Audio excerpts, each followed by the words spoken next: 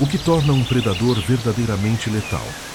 O tamanho de suas presas, a força de suas mandíbulas, o veneno em suas glândulas, ou seria algo muito mais assustador, o número absoluto, a coordenação perfeita, a capacidade de transformar milhões de corpos minúsculos em uma única arma viva.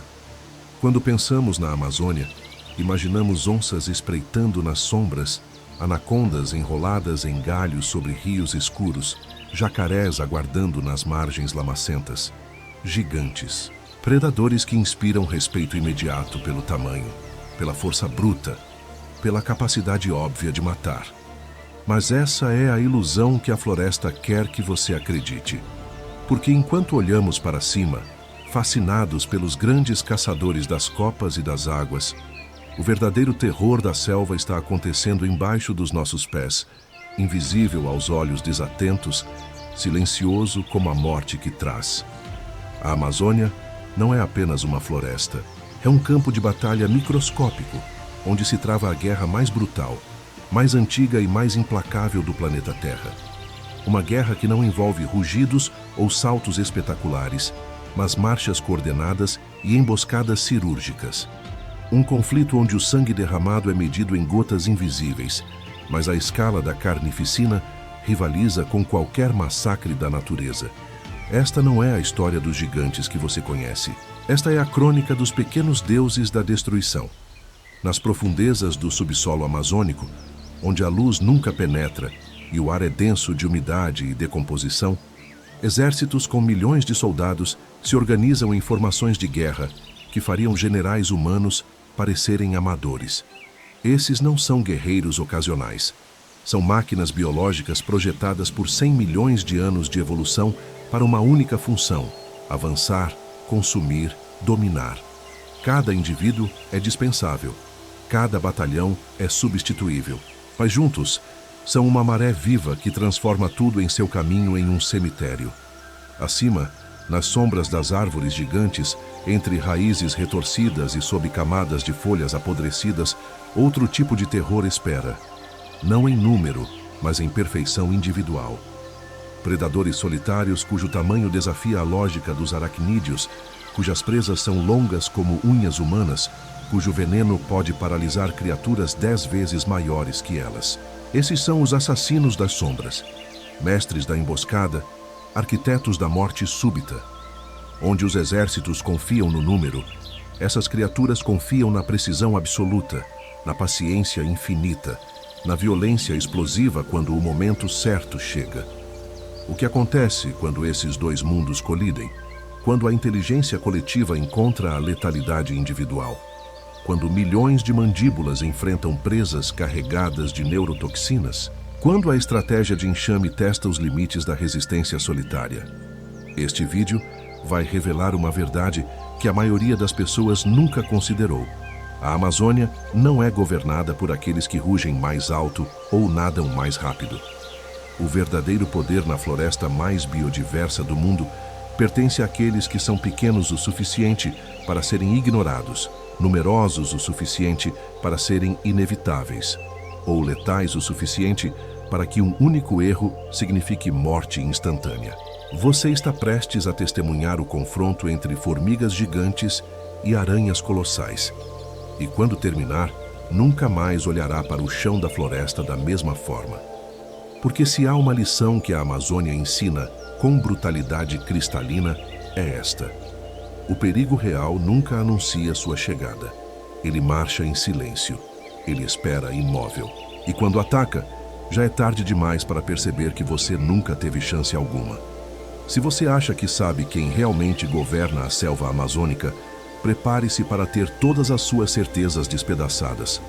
Curta este vídeo agora, inscreva-se no canal, porque o que você está prestes a descobrir mudará para sempre a forma como você entende poder, estratégia e sobrevivência no lugar mais perigoso da Terra. A guerra já começou.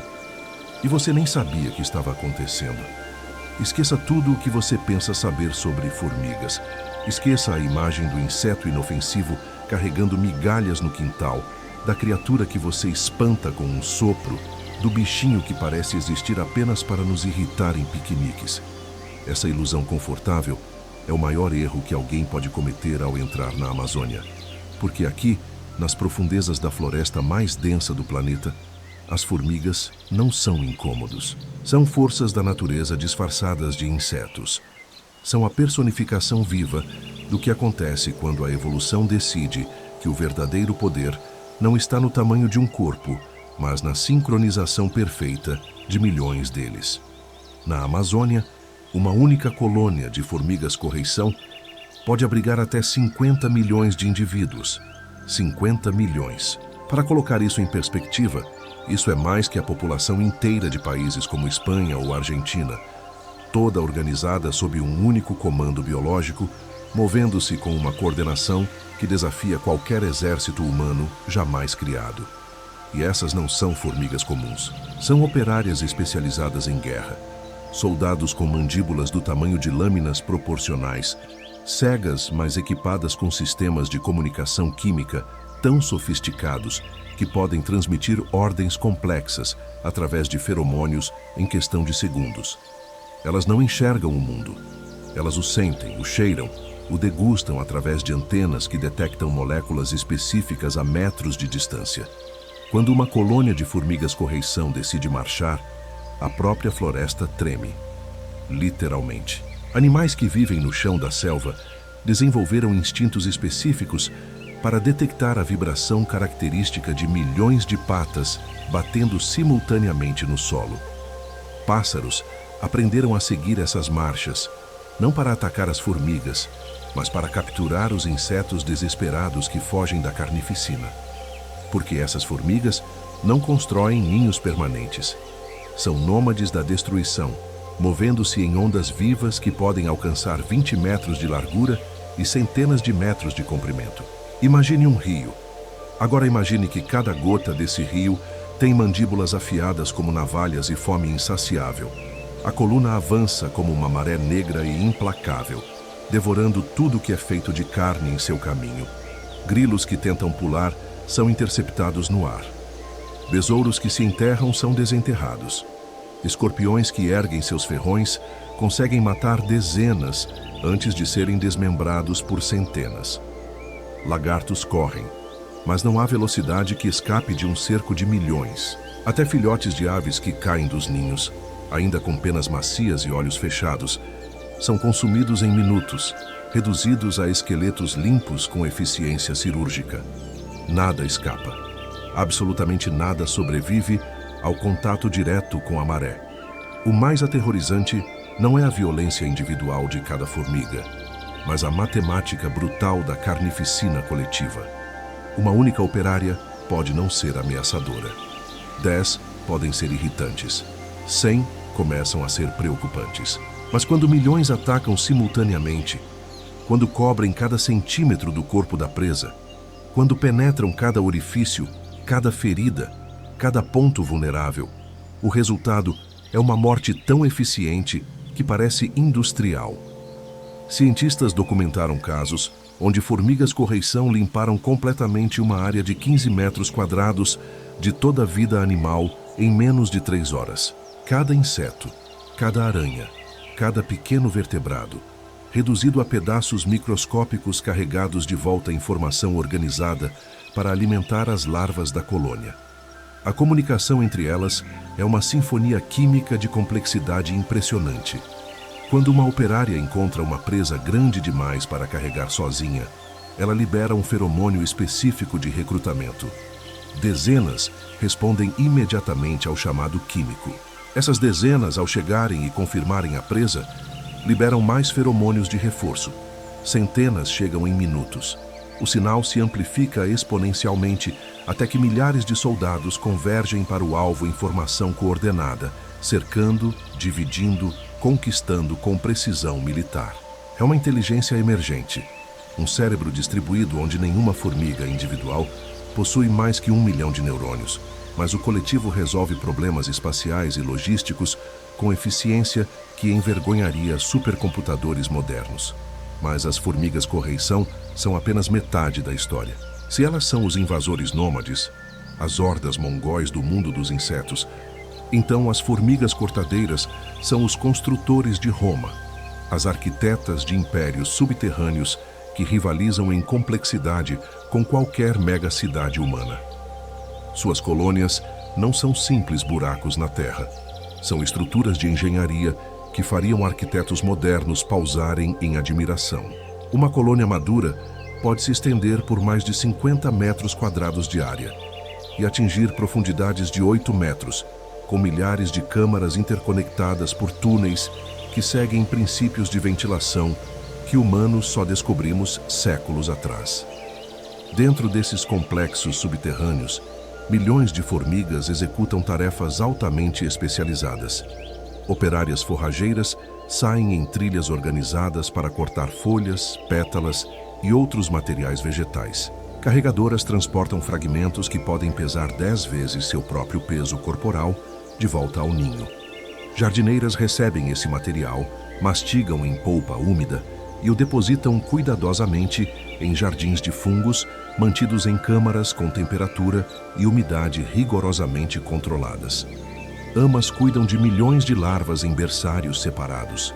Equipes de limpeza trabalham constantemente removendo lixo e formigas mortas para câmaras específicas longe das áreas vitais, evitando contaminação. É uma sociedade com divisão de trabalho tão sofisticada que antecede a civilização humana por dezenas de milhões de anos. A força mandibular de uma formiga cortadeira adulta é absurda quando considerada proporcionalmente. Estudos biomecânicos mostraram que suas mandíbulas podem exercer força equivalente a 300 vezes seu próprio peso corporal. Se um ser humano tivesse a mesma força relativa nas mandíbulas, poderíamos morder através de barras de aço com a mesma facilidade que elas cortam folhas de celulose densa. Elas não apenas cortam vegetação, elas a processam com precisão. Cada fragmento cortado tem tamanho específico, otimizado para o transporte eficiente. Cada pedaço é inspecionado quimicamente antes de ser aceito no ninho. Se contém toxinas que podem matar o fungo cultivado, é rejeitado imediatamente. Controle de qualidade que empresas humanas levariam décadas para implementar, essas formigas praticam instintivamente. E essas formigas não são apenas coletoras eficientes, são agricultoras. Praticam agricultura há mais de 50 milhões de anos, muito antes que os primeiros hominídeos sequer existissem, muito antes que o conceito de civilização humana fosse uma possibilidade remota. Elas domesticaram espécies específicas de fungos que não existem em nenhum outro lugar na natureza. Esses fungos foram selecionados, cultivados, modificados ao longo de milhões de anos para crescerem exclusivamente nas condições criadas pelas formigas. É simbiose absoluta. O fungo não pode sobreviver sem as formigas. As formigas não podem sobreviver sem o fungo. Uma única colônia madura de formigas cortadeiras pode processar mais de meia tonelada de folhas por ano. Em florestas densas da Amazônia, essas colônias são tão numerosas e suas operações tão intensas que sua atividade agrícola afeta a composição inteira da vegetação local. Árvores desenvolveram defesas químicas específicas contra elas, produzindo compostos tóxicos em suas folhas. Plantas evoluíram alcaloides e taninos que matam os fungos cultivados pelas formigas. E as formigas, em resposta evolutiva, desenvolveram enzimas especializadas que neutralizam essas toxinas ou aprenderam a evitar completamente certas espécies de plantas. É uma corrida armamentista química que dura milhões de anos, travada silenciosamente sob nossos pés, com apostas evolutivas tão altas quanto qualquer guerra territorial entre mamíferos. Mas a verdadeira arma dessas formigas, tanto correição quanto cortadeiras, não é apenas o número, a organização ou a força. É a resiliência temporal quase imortal. Formigas, como grupo taxonômico, existem há mais de 140 milhões de anos. Elas estavam presentes quando dinossauros ainda dominavam o planeta. Viram os titanossauros surgirem e desaparecerem. Sobreviveram ao impacto catastrófico do asteroide, que extinguiu 75% de todas as espécies na Terra há 66 milhões de anos. Atravessaram múltiplas eras glaciais que congelaram continentes inteiros. Resistiram a erupções vulcânicas que escureceram o céu por décadas. Sobreviveram a inundações continentais que submergiram metade das terras emersas. E não apenas sobreviveram como espécie, prosperaram e se diversificaram em mais de 20.000 espécies conhecidas. Hoje, a biomassa total de formigas no planeta rivaliza com a biomassa total de todos os seres humanos vivos. Em algumas regiões da Amazônia, formigas representam até 30% de toda a biomassa animal terrestre. Isso significa que se você pesasse todos os animais em um hectare de floresta amazônica, quase 1/3 desse peso seria exclusivamente formigas. Elas superam em número e massa répteis, anfíbios, mamíferos e a maioria das aves. Essa dominância não é acidental ou casual. É o resultado de uma engenharia evolutiva refinada por pressões de seleção inimagináveis ao longo de eras geológicas. Cada formiga em uma colônia é individualmente descartável, biologicamente programada para sacrificar a própria vida sem hesitação, se isso beneficiar o coletivo. Mas o sistema, o superorganismo, é funcionalmente imortal. A rainha pode viver décadas, algumas espécies documentadas chegando a 28 anos, produzindo milhões de ovos ao longo de sua existência. Se metade da colônia morrer afogada em uma enchente repentina, a metade sobrevivente simplesmente reconstruirá as câmaras perdidas. Se predadores massacrarem milhares de operárias, novos soldados emergirão das pupas em questão de dias. A colônia não é um organismo composto de indivíduos. É um superorganismo onde os indivíduos são células substituíveis e o todo é praticamente indestrutível por métodos convencionais. E é exatamente esse sistema aparentemente invencível que mantém a Amazônia funcionando como ecossistema viável. Porque sem as formigas, a floresta sufocaria literalmente em sua própria matéria morta. Formigas correição eliminam populações de insetos herbívoros que, sem controle predatório, explodiriam numericamente e devastariam a vegetação em ciclos de boom and bust. Formigas cortadeiras processam toneladas de material vegetal diariamente, acelerando dramaticamente a decomposição e retornando nutrientes críticos ao solo a uma velocidade que plantas dependem para manter crescimento rápido em solos amazônicos notoriamente pobres. Formigas de todas as espécies cavam incessantemente, arejam camadas compactadas, misturam horizontes de solo, transportam sementes para novos locais, dispersam nutrientes minerais, criam microhabitats para fungos e bactérias essenciais. Elas são simultaneamente as recicladoras invisíveis, as engenheiras ecológicas fundamentais e as mantenedoras supremas do equilíbrio ecológico. Estudos de remoção experimental mostraram que se você removesse todas as formigas de uma área de floresta amazônica, o ecossistema começaria a colapsar visivelmente em questão de poucos anos. A taxa de decomposição cairia dramaticamente. Nutrientes ficariam presos indefinidamente em matéria orgânica morta que não se quebra. Populações de herbívoros explodiriam sem o controle predatório das formigas. Árvores morreriam mais rápido do que suas sementes poderiam germinar e se estabelecer. O ciclo de nutrientes, já precário em solos tropicais lixiviados, entraria em colapso terminal. O que parece ser apenas exércitos irritantes de insetos minúsculos é, na verdade, o sistema nervoso metabólico da floresta inteira, os neurônios químicos e físicos que mantêm o maior bioma tropical do mundo vivo, funcional e resiliente. Mas esses exércitos, apesar de todo o seu poder numérico, apesar de toda a sua resiliência de milhões de anos, apesar de sua dominância estatística sobre praticamente todos os outros invertebrados, enfrentam adversários que desafiam a própria lógica do que um organismo individual deveria ser capaz de fazer. Porque enquanto as formigas conquistaram o mundo através da força dos números e da inteligência coletiva, existe na mesma floresta, caçando nas mesmas sombras, uma criatura que prova que às vezes, apenas às vezes, um único corpo perfeitamente projetado pela seleção natural pode enfrentar um exército inteiro de milhões e ter chances reais não apenas de sobreviver, mas de vencer. Se as formigas provam o poder absoluto do coletivo, então a tarântula Golias é a refutação viva dessa filosofia. É a prova de que a evolução não escolhe apenas uma estratégia vencedora. Às vezes, ela esculpe o predador solitário perfeito, a máquina de matar individual tão eficiente, tão letal, tão otimizada para a violência precisa, que pode enfrentar milhares e ainda assim ter o que é necessário para sobreviver. Pterophosa blonde, a tarântula Golias, o maior aracnídeo do planeta em termos de massa corporal. Enquanto as formigas medem milímetros e contam sua força em números, a Golias é uma criatura que desafia as regras do que um invertebrado deveria poder alcançar.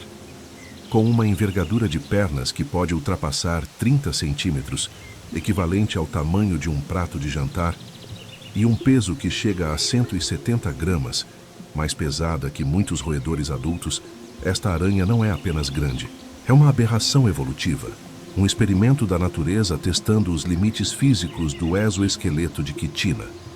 Para entender a Golias, você precisa primeiro esquecer tudo o que sabe sobre aranhas domésticas. Aquelas criaturas frágeis que você encontra no canto da parede, que morrem esmagadas com um simples toque, não têm absolutamente nada em comum com esta predadora das profundezas amazônicas. A tarântula Golias é blindada. Seu exoesqueleto é tão denso e resistente que pode defletir ataques de predadores menores. Suas 8 patas são pilares musculosos capazes de exercer força suficiente para escavar tocas profundas em solo compactado. Suas quelíceras, as estruturas mandibulares que abrigam as presas, são peças de engenharia biológica que fariam engenheiros mecânicos pararem em reverência. As presas da Golias podem medir até 2 centímetros de comprimento. 2 agulhas curvas afiadas, conectadas a glândulas de veneno que produzem um coquetel neurotóxico, capaz de paralisar presas 10 vezes maiores que a própria aranha. Quando ela ataca, essas presas não apenas perfuram, elas trituram. A força de mordida proporcional de uma tarântula Golias é comparável à de felinos grandes. Ela pode perfurar o exoesqueleto de besouros gigantes, atravessar a pele escamosa de pequenos lagartos, penetrar até mesmo o crânio de roedores jovens. E uma vez que as presas entram, o veneno segue. O veneno da Golias não é o mais potente entre aracnídeos, mas é eficiente. Neurotoxinas que bloqueiam os canais de sódio nas células nervosas, causando paralisia muscular progressiva. A presa pode permanecer consciente enquanto seu próprio corpo falha, músculos se recusando a responder aos comandos desesperados do cérebro. Respiração torna-se impossível. O coração desacelera. Em minutos, o que era uma criatura viva lutando se torna apenas carne paralisada, pronta para ser consumida. E a aranha não tem pressa. Ela injeta enzimas digestivas diretamente no corpo da vítima, liquefazendo órgãos internos lentamente, transformando o interior em uma sopa proteica, que ela sugará através de suas pequenas peças bucais durante horas. Mas o veneno não é a única arma defensiva da Golias. Seu abdômen é coberto por milhares de pelos urticantes, estruturas microscópicas com farpas, que quando a aranha se sente ameaçada, ela esfrega com as patas traseiras, lançando uma nuvem invisível no ar. Esses pelos são arpões biológicos. Quando entram em contato com membranas mucosas, olhos ou vias respiratórias de um agressor, causam irritação intensa, coceira insuportável e, em casos de exposição severa, reações alérgicas que podem durar semanas. É uma granada de gás lacrimogêneo natural, uma arma química que mantém predadores maiores, como roedores e pequenos mamíferos, perpetuamente cautelosos. A Golias é uma caçadora de emboscada suprema.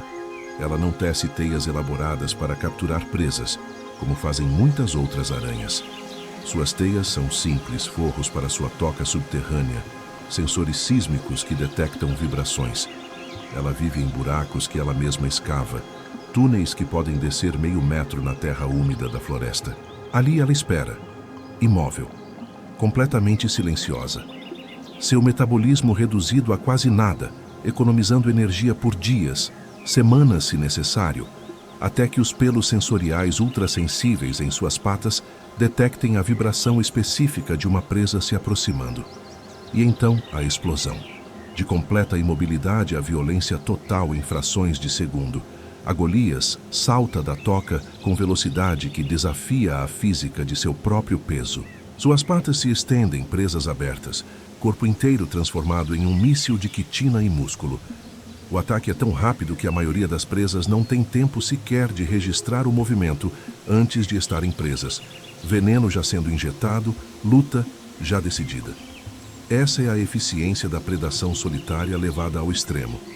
Sem cooperação, sem reforços, apenas um organismo, um momento, uma execução perfeita.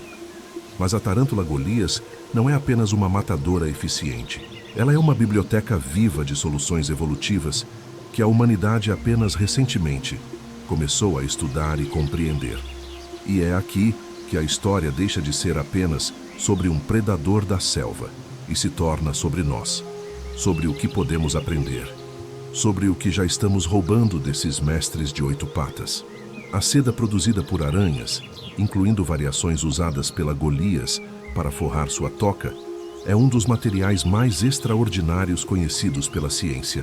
Fio por fio, a seda de aranha é mais forte que o aço na mesma espessura. É mais elástica que o Kevlar. Pode esticar até 40% de seu comprimento antes de romper, absorvendo energia cinética com eficiência que nenhum material sintético consegue replicar. Que é produzida à temperatura ambiente, sem fornos industriais, sem processos químicos tóxicos, apenas glândulas especializadas no abdômen de uma criatura que existe há mais de 300 milhões de anos. Engenheiros de materiais ao redor do mundo estão obcecados com seda de aranha. Empresas de biotecnologia investem milhões tentando replicar sua estrutura molecular.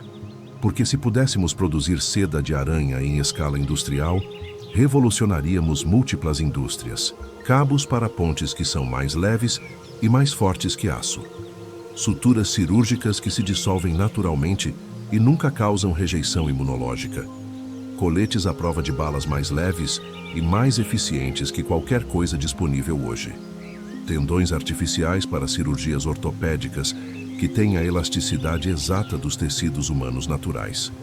A aranha já resolveu esses problemas de engenharia. Nós ainda estamos tentando descobrir como ela fez isso. E então, existe o veneno. Os humanos têm uma relação historicamente complicada com venenos de aracnídeos, geralmente fundada em medo irracional. Mas cientistas que olham além do medo encontram farmácias químicas inteiras nesses coquetéis tóxicos.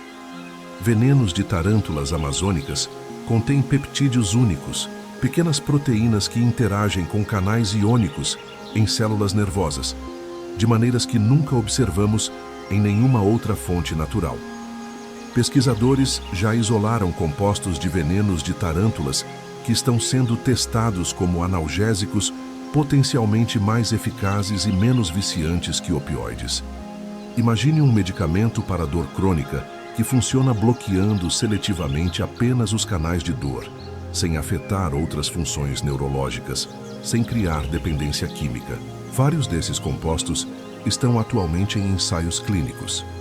Outros peptídeos de veneno de tarântula mostram promessa no tratamento de arritmias cardíacas, regulando canais de cálcio que controlam contrações do músculo cardíaco. Há até pesquisas explorando venenos de aranhas amazônicas como tratamentos para epilepsia, estabilizando membranas neuronais hiperativas que causam convulsões. Cada espécie de tarântula produz um veneno único, uma assinatura química moldada por milhões de anos, caçando presas específicas em nichos ecológicos específicos. A Amazônia abriga centenas de espécies de tarântulas, muitas ainda não descritas pela ciência. Cada uma é potencialmente um laboratório farmacêutico inexplorado, produzindo compostos que levaria décadas e bilhões de dólares para sintetizar artificialmente. E estamos apenas começando a arranhar a superfície do que existe nessas criaturas. Mas as lições da tarântula vão além de materiais e química.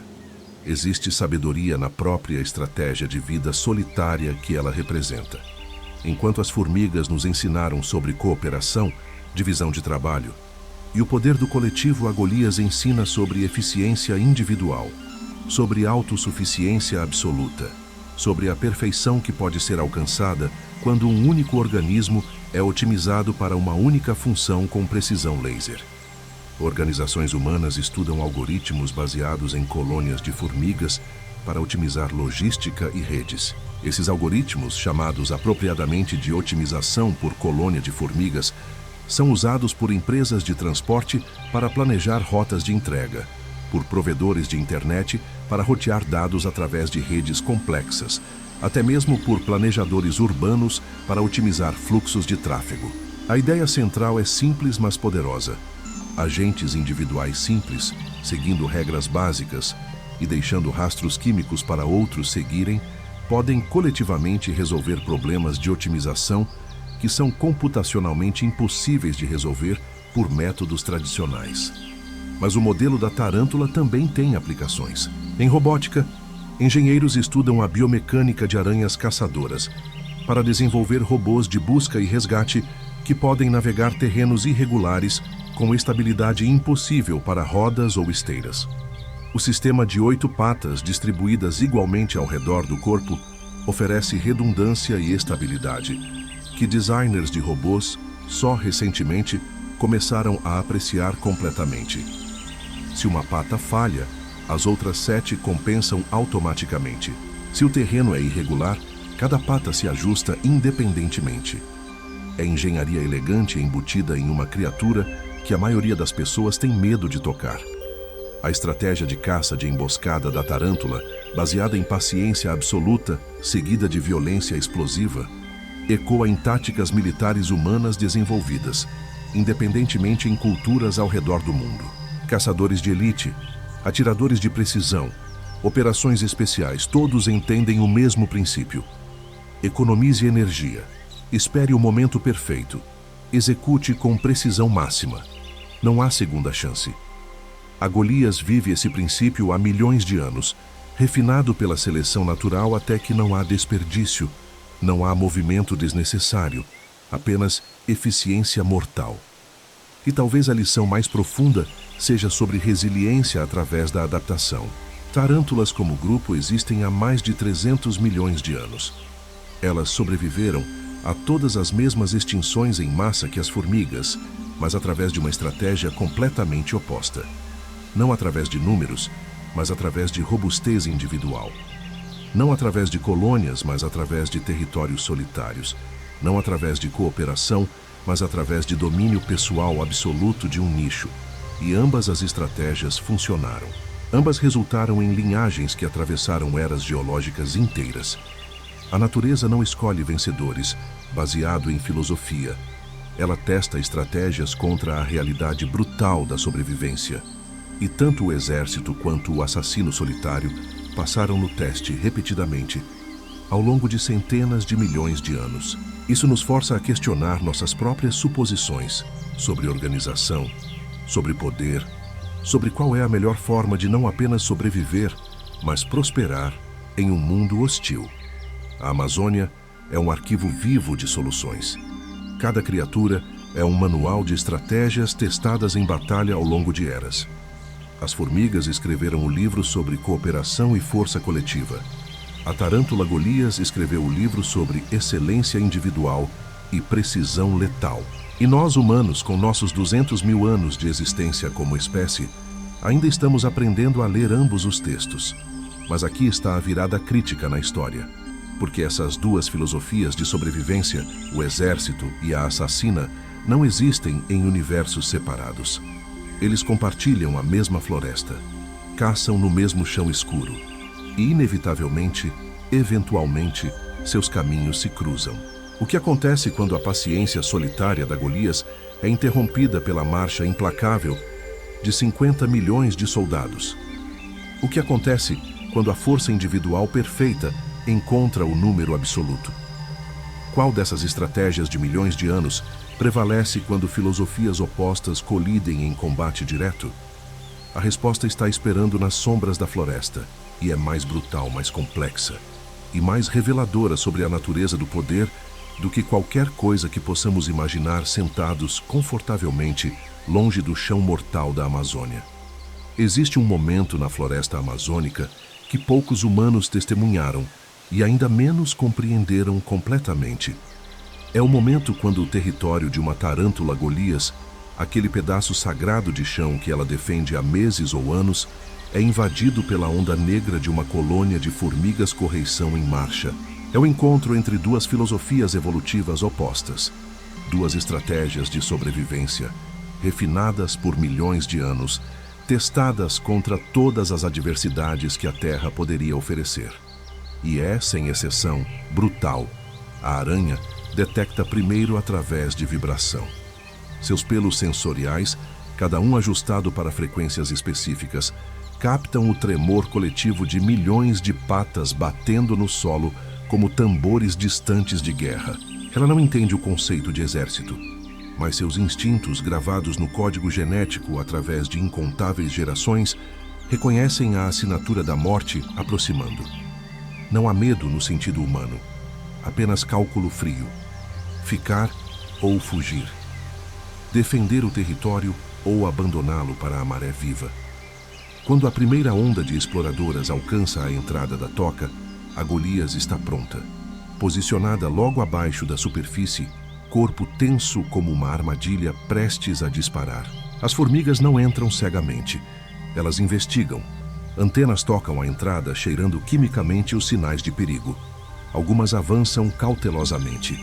E então, a aranha explode para cima em uma fúria de patas e presas. As primeiras formigas morrem instantaneamente, esmagadas pelas quelíceras massivas ou perfuradas pelas presas. 10 formigas, 20, 30 mortas em segundos. A Golias é uma máquina de matar operando em capacidade máxima, cada movimento calculado para eficiência letal. Ela sacode o corpo violentamente, arremessando formigas que tentam escalar suas patas. Usa as pernas traseiras para raspar o abdômen, liberando nuvens de pelos urticantes que irritam os sensores químicos das formigas, causando confusão temporária na comunicação por feromônios. Por um momento breve, ela parece estar vencendo. 50 formigas mortas. 100. Os corpos se acumulam ao redor da entrada da toca como um muro de quitina quebrada. A aranha não cansa. Seu metabolismo, otimizado para explosões de atividade intensa, continua operando em níveis máximos. Ela é poder individual personificado, provando que um único organismo perfeitamente projetado pode enfrentar centenas e prevalecer. Mas centenas não são o problema. O problema são os milhões atrás delas. Os feromônios de alarme das formigas mortas disparam uma resposta em cascata. Centenas de soldados convergem para o ponto de conflito. Depois, milhares. A matemática brutal do exército começa a se impor. Para cada formiga que a Golias mata, 10 mais chegam. Ela mata essas 10 e 100 mais aparecem. Não há vitória contra números infinitos. Não há habilidade individual que possa superar a hidra de milhões de cabeças. As formigas mudam de tática, param de atacar frontalmente e começam a cercar. Elas sobem em árvores próximas e se deixam cair sobre a aranha de cima. Outras cavam túneis paralelos, tentando flanquear a toca por baixo. A aranha gira, tentando manter todas as direções defendidas simultaneamente, mas é geometricamente impossível. 8 patas não são suficientes para cobrir todos os ângulos quando o inimigo ataca de todos os lados ao mesmo tempo. A primeira formiga consegue alcançar a junção entre a pata e o corpo da aranha, onde a quitina é mais fina. As mandíbulas mordem fundo. A aranha reage violentamente, esmagando a formiga, mas o dano está feito. Um pequeno ferimento, insignificante isoladamente. Mas então uma segunda formiga morde o mesmo local. Depois uma terceira. O ferimento se aprofunda. Hemolinfa, o sangue azulado da aranha, começa a vazar. É aqui que a batalha se torna carnificina sistemática.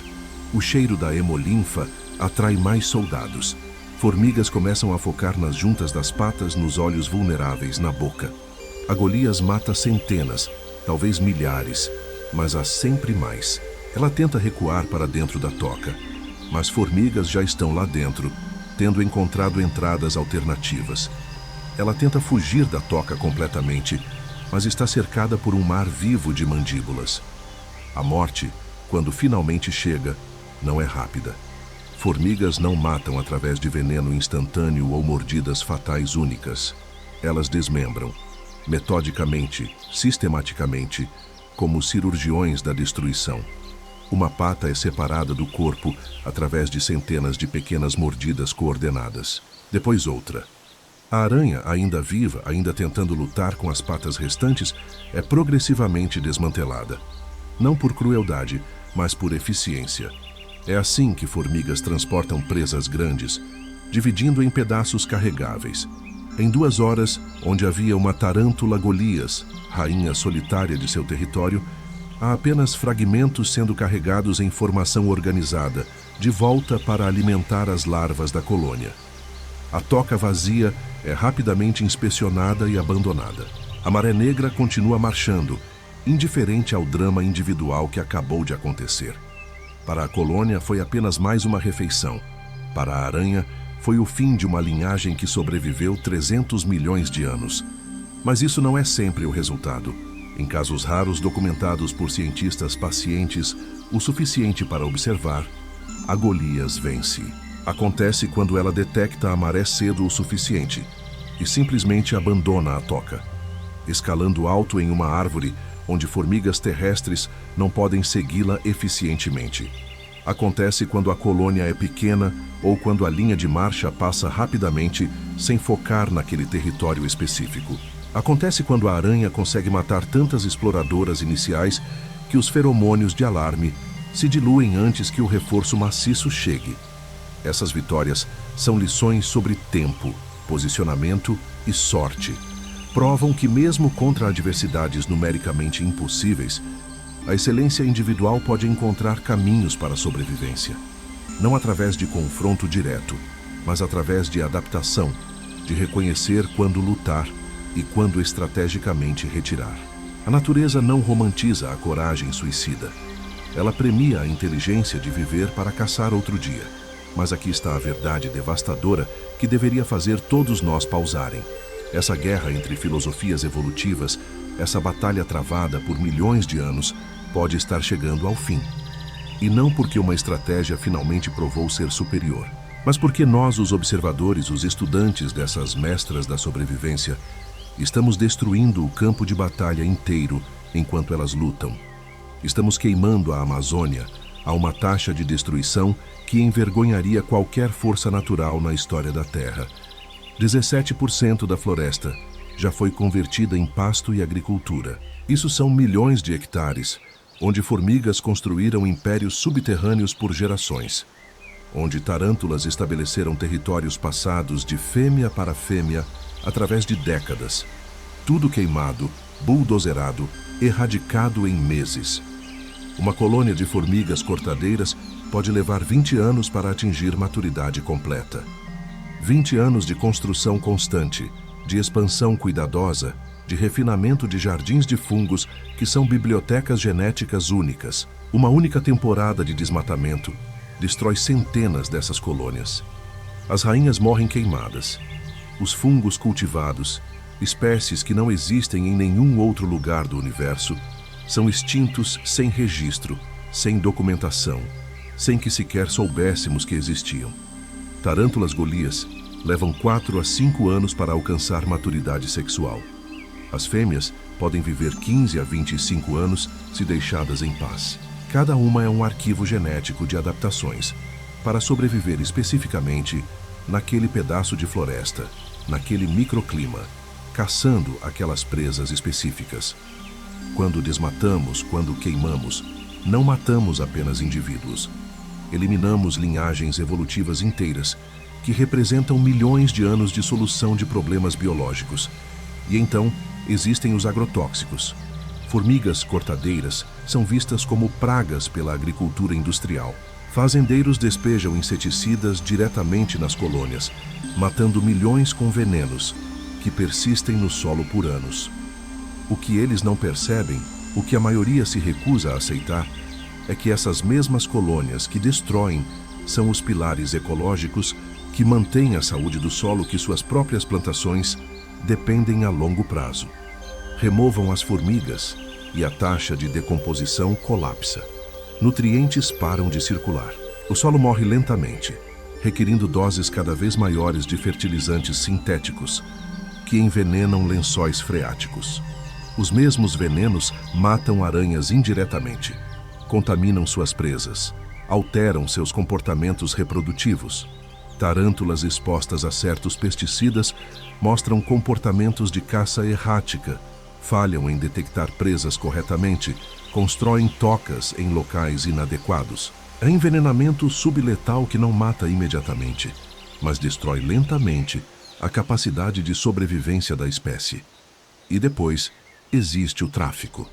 Tarântulas amazônicas são cobiçadas no mercado internacional de pets exóticos.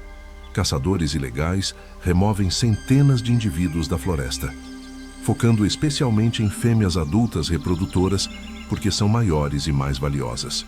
Cada fêmea removida é potencialmente centenas de filhotes que nunca nascerão. Uma quebra na cadeia de linhagem que levou eras para se estabelecer. Algumas espécies de tarântulas amazônicas já estão funcionalmente extintas em regiões inteiras devido à coleta excessiva. A biopirataria dos venenos é outro capítulo na exploração. Empresas farmacêuticas enviam expedições para coletar aranhas, extrair venenos, sequenciar os peptídeos e depois patenteiam os compostos sem jamais compensar os países de origem ou investir em conservação das espécies. Estamos literalmente roubando milhões de anos de pesquisa e desenvolvimento evolutivo, privatizando o conhecimento que pertence ao patrimônio biológico da Terra, e não dando nada em troca para proteger as bibliotecas vivas que produziram esse conhecimento. As mudanças climáticas estão alterando os padrões de chuva na Amazônia. Secas mais longas matam fungos cultivados por formigas cortadeiras, colapsando colônias inteiras que dependem da umidade precisa para manter suas fazendas subterrâneas. Chuvas mais intensas inundam túneis que levaram anos para serem construídos. Tarântulas, cujas tocas dependem de umidade específica do solo, encontram seus refúgios se tornando armadilhas mortais, muito secas ou muito úmidas para suportar vida. Estamos queimando uma biblioteca. Cada colônia de formigas destruída é um volume perdido de estratégias de organização social testadas por milhões de anos. Cada tarântula morta é um capítulo eliminado sobre química medicinal, sobre biomecânica, sobre sobrevivência através de excelência individual. Estamos destruindo o manual de instruções escrito pela própria evolução, e mal começamos a lê-lo. A tragédia não é apenas ecológica, é epistemológica. É a perda de conhecimento que nem sabíamos que existia.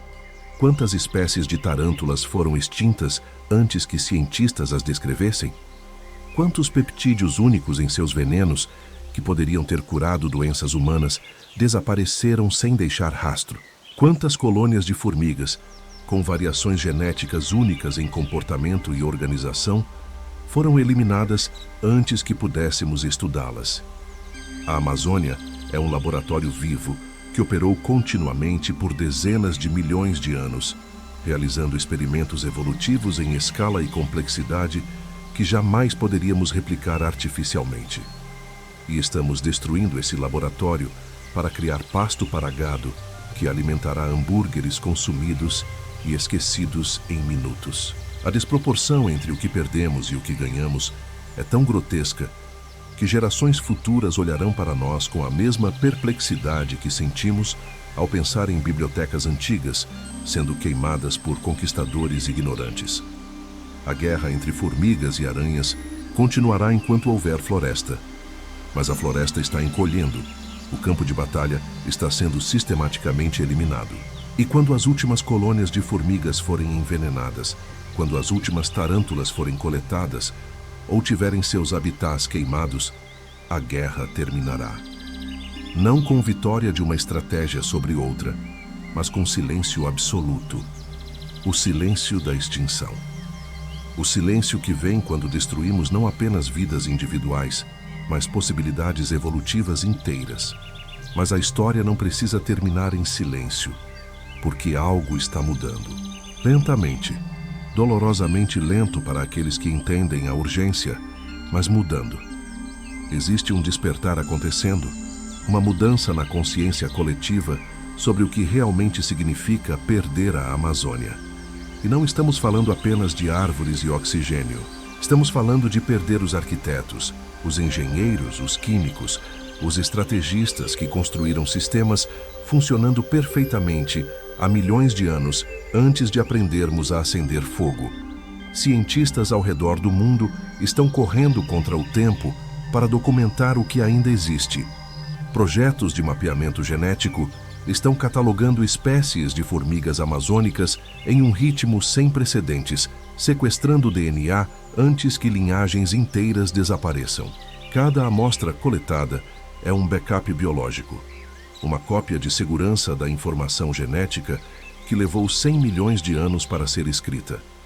Universidades brasileiras, instituições internacionais, até empresas privadas que finalmente entenderam que biodiversidade é capital real, estão investindo em biobancos onde material genético é preservado em nitrogênio líquido, esperando o dia em que talvez, apenas talvez, tenhamos a tecnologia para reverter algumas das extinções que estamos causando.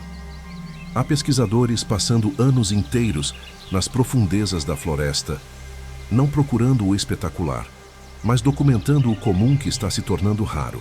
Eles fotografam, filmam, registram comportamentos de formigas cortadeiras, construindo túneis de ventilação com geometria que engenheiros civis ainda não entendem completamente. Observam tarântulas golias usando técnicas de camuflagem que inspiram desenvolvimento de materiais militares. Cada observação é um pedaço do quebra-cabeça. Cada dado é uma defesa contra o argumento ignorante de que essas criaturas não importam. E a defesa mais poderosa que a ciência encontrou não é emocional, é econômica. Porque descobrimos que aquela colônia de formigas cortadeiras que o fazendeiro quer envenenar está, na verdade, reciclando nutrientes que reduziriam sua necessidade de fertilizantes em 30% se ele apenas entendesse como trabalhar com o sistema ao invés de contra ele. Descobrimos que venenos de tarântulas amazônicas representam um mercado farmacêutico, potencial de bilhões de dólares, mas apenas se as aranhas continuarem vivas, apenas se protegermos os habitats que permitem que elas evoluam novos compostos em resposta a novas presas. Projetos de corredores ecológicos estão sendo implementados, conectando fragmentos de floresta que foram isolados por décadas de desmatamento. Porque descobrimos que formigas correição precisam de territórios vastos para suas marchas nômades. Quando confinadas a fragmentos pequenos, as colônias entram em colapso, não por falta de comida, mas por falta de espaço para executar os padrões comportamentais que seus genes exigem. Conectar esses fragmentos não é sentimentalismo ecológico, é restauração de funcionalidade sistêmica. É reconhecer que a floresta não é uma coleção de árvores, mas um organismo onde formigas são os neurônios e as trilhas químicas são os impulsos nervosos. Existem comunidades inteiras aprendendo a conviver com formigas cortadeiras ao invés de exterminá-las. Agricultores descobrindo que se você planta certas espécies que as formigas preferem nas bordas da sua propriedade, elas ignoram suas plantações comerciais. É redirecionamento, não guerra total. É entender que você não pode vencer contra um exército de 50 milhões usando veneno, que também mata tudo mais no solo. Mas você pode negociar território, pode oferecer sacrifícios táticos que satisfazem a colônia enquanto protege sua colheita. Programas de educação estão ensinando crianças amazônicas que a tarântula no quintal não é um monstro a ser esmagado, mas um controlador de pragas trabalhando gratuitamente. Uma única tarântula Golias come seu peso em insetos a cada mês. Isso são centenas de grilos, besouros, baratas, que não estão comendo suas plantações, não estão invadindo sua casa. Fazendeiros que antes matavam toda a aranha que viam, estão agora relocando-as cuidadosamente para áreas onde roedores são problema, porque descobriram que tarântulas são excelentes em controlar populações de ratos jovens que destroem grãos armazenados.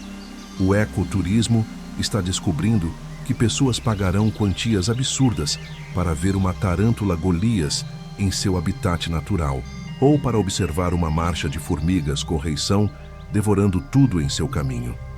Guias locais que antes caçavam ilegalmente para sobreviver, agora ganham mais dinheiro protegendo e mostrando essas criaturas. Cada dólar que entra através de turismo científico é um voto econômico pela preservação. É um argumento que políticos e empresários entendem mesmo quando apelos emocionais falham. Existem vitórias pequenas acontecendo, áreas protegidas sendo expandidas, leis contra biopirataria sendo reforçadas, penalidades para tráfico de animais silvestres sendo aumentadas ao ponto onde finalmente começam a doer, empresas farmacêuticas sendo forçadas a compartilhar lucros de compostos derivados de venenos de aranhas com os países de origem. Não é suficiente. Ainda não é nem perto de suficiente. Mas é movimento na direção certa. É prova de que humanos podem aprender, podem mudar, podem escolher preservação ao invés de destruição quando finalmente entendem o que está em jogo. E o que está em jogo não é apenas as formigas e aranhas. É nossa própria capacidade de sobreviver em um planeta que estamos sistematicamente simplificando. Porque aqui está a verdade filosófica brutal que essas criaturas minúsculas nos ensinam. Complexidade é resiliência. Sistemas simples quebram fácil. Monoculturas colapsam com uma única praga. Mas ecossistemas complexos, com milhares de espécies interagindo de milhares de formas, absorvem choques. Quando uma espécie falha, outras compensam. Quando um predador desaparece, outro expande seu nicho. A própria complexidade é a armadura contra o caos. Formigas nos ensinam que cooperação em escala massiva pode alcançar o que indivíduos jamais poderiam. Elas construíram civilizações subterrâneas que funcionam sem governo central, sem hierarquia rígida, apenas através de regras simples seguidas por milhões. É anarquia organizada. É ordem emergindo do caos através de nada mais que comunicação química e instinto. Há lições aí sobre como organizamos nossas próprias sociedades, sobre como bilhões de humanos poderiam cooperar sem estruturas de controle opressivas se apenas entendêssemos os princípios que formigas dominaram há 100 milhões de anos. Tarântulas nos ensinam que excelência individual ainda importa, que em um mundo de coletivos e corporações e massas, ainda há poder no indivíduo perfeitamente treinado, perfeitamente adaptado, perfeitamente letal em sua função específica. A Golias não precisa de exército porque ela é o exército, condensado em um único corpo que domina absolutamente seu território escolhido. Há lições aí sobre especialização, sobre maestria, sobre a diferença entre ser medíocre em tudo e ser excepcional em uma coisa. Mas a lição maior a que deveria nos manter acordados à noite é sobre humildade, essas criaturas que esmagamos sem pensar, que envenenamos como inconveniências, que queimamos junto com a floresta para criar pasto temporário, são mestras de sobrevivência com currículos que fazem nossa espécie parecer amadora. Formigas atravessaram 5 extinções em massa e saíram mais fortes. Aranhas sobreviveram em cada continente exceto a Antártida, em cada clima de deserto à floresta tropical. Elas estavam aqui milhões de anos antes de nós. E se continuarmos no caminho atual, estarão aqui milhões de anos depois de termos desaparecido. A pergunta não é se formigas e aranhas sobreviverão. Elas sobreviveram a asteroides do tamanho de cidades caindo do céu. Sobreviveram a erupções vulcânicas que cobriram continentes inteiros em lava. Sobreviveram a eras glaciais que transformaram metade do planeta em deserto de gelo. Elas vão sobreviver a nós também. A pergunta real a que deveríamos estar fazendo com muito mais urgência é se nós sobreviveremos sem elas. Porque aqui está o que esquecemos na nossa arrogância de espécie tecnológica. Nós dependemos da teia. Cada fio dessa teia é uma espécie, uma relação, uma função ecológica. Formigas são fios carregando nutrientes, controlando populações, reciclando morte em vida. Aranhas são fios controlando herbívoros, regulando insetos, mantendo balanços que evitam explosões populacionais destrutivas. Puxe fios suficientes, e a teia não enfraquece gradualmente. Ela colapsa de uma vez catastroficamente, levando tudo com ela. E nós estamos na teia também, não acima dela, observando confortavelmente. Dentro dela, dependentes dela, vulneráveis a cada fio que cortamos pensando que não faz diferença. Já estamos vendo os primeiros sinais do colapso. Solos empobrecidos requerendo fertilizantes cada vez mais pesados. Pragas agrícolas desenvolvendo resistência a todos os pesticidas, porque matamos seus predadores naturais. Doenças emergindo de ecossistemas desequilibrados. Esses não são problemas futuros abstratos, são contas chegando. Juros compostos sobre dívidas ecológicas que assumimos pensando que nunca teríamos que pagar. Mas ainda há tempo. Estreito, fechando rápido, mas ainda aberto. Cada hectare de floresta protegido é tempo comprado. Cada colônia de formigas que convencemos um fazendeiro a não envenenar é conhecimento preservado. Cada tarântula que sobrevive porque alguém decidiu relocá-la ao invés de matá-la é uma linha evolutiva que continua, uma possibilidade que permanece aberta. Não precisamos de perfeição. Precisamos de esforço suficiente, de pessoas suficientes entendendo que isso importa mais que o próximo trimestre financeiro ou a próxima eleição. Compartilhar este conhecimento não é favor ao canal, é autopreservação da espécie, porque cada pessoa que entende o valor real dessas criaturas é uma pessoa que vota diferente, compra diferente, vive diferente. É um nó na rede de resistência contra a simplificação suicida do planeta. Inscreva-se não pelos números, mas porque você escolheu estar do lado que entende que força real, poder real, sabedoria real existe há muito mais tempo no corpo de uma formiga ou de uma aranha do que em qualquer instituição humana. A natureza está esperando nossa decisão. As formigas continuarão marchando enquanto houver solo para cavar.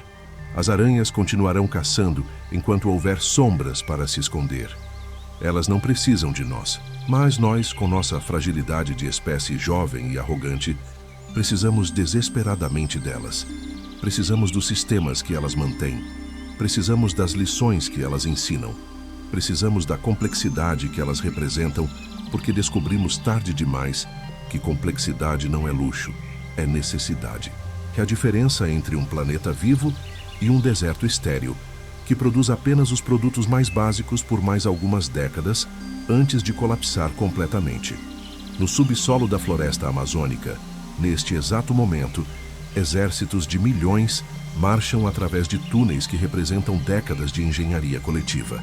Nas sombras das árvores gigantes, assassinas solitárias esperam com paciência medida em horas, esperando o momento perfeito para golpear com precisão de milhões de anos de refinamento evolutivo.